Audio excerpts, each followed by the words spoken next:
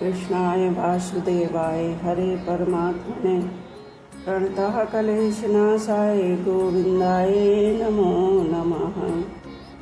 पूर्व श्लोक में भगवान ने जिस समता की बात कही है, आगे के 2 श्लोकों में उसी को सुनने के लिए आज्ञा देते हुए उसकी महिमा का वर्णन करते हैं।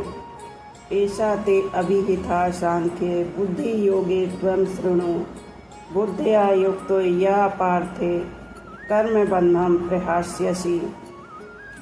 ऐसा ते अभिहिता सांख्ये बुद्धि योगे त्वं ऋणु। यहाँ तू पद प्रकरण संबंध विच्छेद करने के लिए आया है, अर्थात पहले सांख्य का प्रकरण कह दिया, अब योग का प्रकरण कहा। ऐसा पद पूर्व श्लोक में वर्णित समबुद्धि के लिए आया है। इस समबुद्धि का वर्णन करने पहले सांख्य योग में अच्छी तरह किया गया है। देही का ठीक ठीक विवेक होने पर समता में अपनी स्वतः सिद्ध स्थिति का अनुभव हो जाता है। कारण की देह में राग रहने से ही विषमता आती है।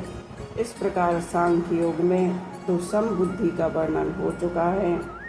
अब इसी समबुद्धि को तू कर्म योग के विषय में सुन। इमाम कहने का तात्पर्य है कि अभी इस समबुद्धि को कर्म योग के विषय में कहना है कि यह समबुद्धि कर्म योग में कैसे प्राप्त होती है, इसका स्वरूप क्या है, इसकी महिमा क्या है। इन बातों के लिए भगवान ने इस बुद्धि को योग के विषय में सुनने के लिए कहा है। बुद्धिया युक्तो यह पार्थ कर्म बंधम प्रहास्यसि। अर्जुन के मन में युद्ध करने से पाप लगने की संभावना थी, परंतु भगवान के मत में कर्मों में विषम बुद्धि होने से ही पाप लगता है, समबुद्धि होने से पाप लगता ही नहीं। जैसे संसार में पाप और पुण्य की अनेक क्रियाएं होती रहती हैं, पर उनसे हमें पाप पुण्य नहीं लगते, क्योंकि उनमें हमारी समबुद्धि रहती है, अर्थात उनमें हमारा कोई पक्षपात, आग्रह, राग, द्वेष नहीं रहते। ऐसे ही तू समबुद्धि से युक्त रहेगा तो तेरे को भी एक कर्म बंधन कारक नहीं होंगे। कर्मयोगी लोक संग्रह के लिए सब कर्म करता है। लोक संग्रह में वापी संपंस कर तू महर्षि ही। लोक संग्रह के लिए कर्म करने से अर्थात निस्वार्थ भाव से लोक मर्यादा सुरक्षित रखने के लिए लोगों को उन मार्ग से हटाकर सन्मार्ग में लगाने के लिए कर्म करने से समता की प्राप्ति सुगमता से हो जाती है। समता की प्राप्ति होने से कर्मयोगी कर्म बंधन से सुगमता पूर्वक छूट जाता है। यह श्लोक 30वें श्लोक के बाद ही ठीक बैठता है और यह वही आना चाहिए था। कारण यह है कि इस श्लोक में 2 निष्ठाओं का वर्णन है। पहले 11वें से 30वें श्लोक तक सांख्य योग से निष्ठा समता बताई और अब कर्म योग से निष्ठा समता बताते हैं। फिर भी इन 8 श्लोकों को यहाँ देने का कारण यह है कि कर्म योग में समता कहने से पहले कर्तव्य क्या है और युद्ध ना करना अकर्तव्य है, इस विषय का वर्णन होना आवश्यक है। अतः भगवान ने कर्तव्य अकर्तव्य का वर्णन करने के लिए ही उपर्युक्त 8 श्लोक कहे हैं और फिर समता की बात कही है। तात्पर्य है कि पहले 11वें से 30वें श्लोक तक सत असत के वर्णन से समता बताई है कि सत सत ही है और असत असत ही है, इनमें कोई कुछ भी परिवर्तन नहीं कर सकता। फिर 31वें 38वें श्लोक तक कर्तव्य कर्तव्य की बात कहकर 39वें में श्लोक से अकर्तव्य का त्याग और कर्तव्य का पालन करते हुए कर्मों की सिद्धि असिद्धि और फल की प्राप्ति अप्राप्ति में समता का वर्णन करते हैं। परिशिष्ट भाव कर्म योग के 2 विभाग हैं, कर्तव्य विज्ञान और योग विज्ञान। भगवान ने 31वें से 37वें श्लोक तक कर्तव्य विज्ञान की बात कही है, जिसमें कर्तव्य कर्म करने से लाभ और ना करने से हानि का वर्णन किया है। योग विज्ञान की बात कहते हैं। पूर्व श्लोक में भगवान ने जिस समता की बात कही है वह सांख्य योग और कर्म योग दोनों साधनों से प्राप्त हो सकती है। शरीर और शरीरी के विभाग को जानकर शरीर विभाग से संबंध विच्छेद करना सांख्य योग है तथा कर्तव्य और अकर्तव्य के विभाग को जानकर अकर्तव्य विभाग का त्याग और कर्तव्य का पालन करना कर्मयोग है। मनुष्य को दोनों में से किसी भी एक साधन का अनुष्ठान करके इस समता को प्राप्त कर लेना चाहिए, कारण की समता आने से मनुष्य कर्म बंधन से मुक्त हो जाता है।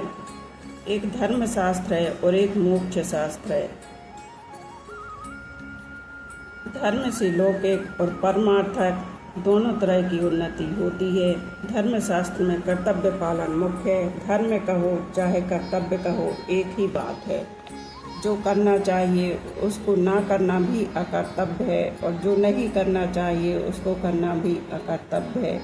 जिसमें अपने सुख की इच्छा का त्याग करके दूसरे को सुख पहुंचाया जाए और जिसमें अपना भी हित हो तथा दूसरे का भी हित हो वह कर्तव्य कहलाता है। कर्तव्य का पालन करने से योग की प्राप्ति अपने आप हो जाती है। कर्तव्य का पालन किए बिना मनुष्य योगारूढ़ नहीं हो सकता। योग की प्राप्ति होने पर तत्व ज्ञान स्वतः हो जाता है, जो कर्मयोग तथा ज्ञान योग दोनों का परिणाम है। नेहाभ्रिक्रमानोष्यति प्रत्यवायो न विद्यते स्वल्पमयपश्य धर्मस्य त्रायते महतो भयात्। नेहाभिक्रम नाशो अस्ति। इस संबुद्धि का केवल आरंभ ही हो जाए तो उस आरंभ का भी नाश नहीं होता। मन में समता प्राप्त करने की जो लालसा उत्कंठा लगी है यही इस समता का आरंभ होना है। इस आरंभ का कभी अभाव नहीं होता, क्योंकि सत्य वस्तु की लालसा भी सत्य ही होती है। यह कहने का तात्पर्य है कि इस मनुष्य लोक में यह मनुष्य ही इस संबुद्धि को प्राप्त करने का अधिकारी है। मनुष्य के सिवा दूसरी सभी भोग योनियां हैं, अतः उन योनियों में विषमता राग द्वेष का नाश करने का अवसर नहीं है, क्योंकि भोग राग द्वेष पूर्वक ही होते हैं। यदि राग द्वेष ना हो तो भोग होगा ही नहीं, प्रत्युत साधन ही होगा। प्रत्यवायो न विद्यते। सकाम भाव पूर्वक किए गए कर्मों में अगर मंत्रोच्चारण यज्ञ विधि आदि में कोई कमी रह जाए तो उसका उल्टा फल हो जाता है। जैसे कोई पुत्र प्राप्ति के लिए पुत्रेष्टि यज्ञ करता है तो उसमें विधि की त्रुटि हो जाने से पुत्र का होना तो दूर रहा, घर में किसी की मृत्यु हो जाती है, अथवा विधि की कमी रहने से इतना उल्टा फल ना भी हो तो भी पुत्र पूर्ण अंगों के साथ नहीं जन्मता। परंतु जो मनुष्य इस संबुद्धि को अपने अनुष्ठान में लाने का प्रयत्न करता है उसके प्रयत्न का अनुष्ठान कभी भी उल्टा फल नहीं होता, कारण कि उसके अनुष्ठान में फल की इच्छा नहीं होती। जब तक फल इच्छा रहती है तब तक समता नहीं आती और समता आने पर फल इच्छा नहीं रहती, अतः उसके अनुष्ठान का विपरीत फल होता ही नहीं, होना संभव ही नहीं है। विपरीत फल क्या है? संसार में विषमता का होना ही विपरीत फल है। सांसारिक किसी कार्य में राग होना और किसी कार्य में द्वेष होना ही विषमता है और इसी विषमता से जन्म मरण रूप बंधन होता है। परंतु मनुष्य में जब समता आती है तब राग द्वेष नहीं रहते और राग द्वेष के ना रहने से विषमता नहीं रहती, तो फिर उसका विपरीत फल होने का कोई कारण ही नहीं है। स्वल्पमपश्य धर्मस्य त्रायते महतो भयात्। इस संबुद्धि रूप धर्म का थोड़ा सा भी अनुष्ठान हो जाए, थोड़ी सी भी समता जीवन में आचरण में आ जाए तो यह जन्म मरण रूप महान भय से रक्षा कर लेता है। जैसे सकाम कर्म फल देकर नष्ट हो जाता है, ऐसे यह समता धन संपत्ति आदि कोई फल देकर नष्ट नहीं होती, अर्थात इसका फल नाशवान धन संपत्ति आदि की प्राप्ति नहीं होती। साधक के अंतःकरण में अनुकूल प्रतिकूल वस्तु व्यक्ति घटना परिस्थिति आदि में जितनी समता आ जाती है उतनी समता अटल हो जाती है। इस समता का किसी भी काल में नाश नहीं हो सकता। जैसे योग भ्रष्ट की साधन अवस्था में जितनी समता आ जाती है, जितनी साधन सामग्री हो जाती है, उसका स्वर्ग आदि ऊंचे लोकों में बहुत वर्षों तक सुख भोगने पर और मृत्यु लोक में श्रीमानों के घर में भोग भोगने पर भी नाश नहीं होता। यह समता साधन सामग्री कभी किंचित मात्र भी खर्च नहीं होती, प्रत्युत सदा ज्यों की त्यों सुरक्षित रहती है, क्योंकि यह सत है, सदा रहने वाली है। धर्म नाम दो बातों का है, दान करना, प्याऊ लगाना, अन्य क्षेत्र खोलना आदि परोपकार के कार्य करना। वर्ण आश्रम के अनुसार शास्त्र विहित अपने कर्तव्य कर्म का तत्परता से पालन करना। इन धर्मों का निष्काम भाव पूर्वक पालन करने से समता रूप धर्म स्वतः आ जाता है, क्योंकि यह समता रूप धर्म स्वयं का धर्म अर्थात स्वरूप है। इसी बात को लेकर यहाँ समबुद्धि को धर्म कहा गया है।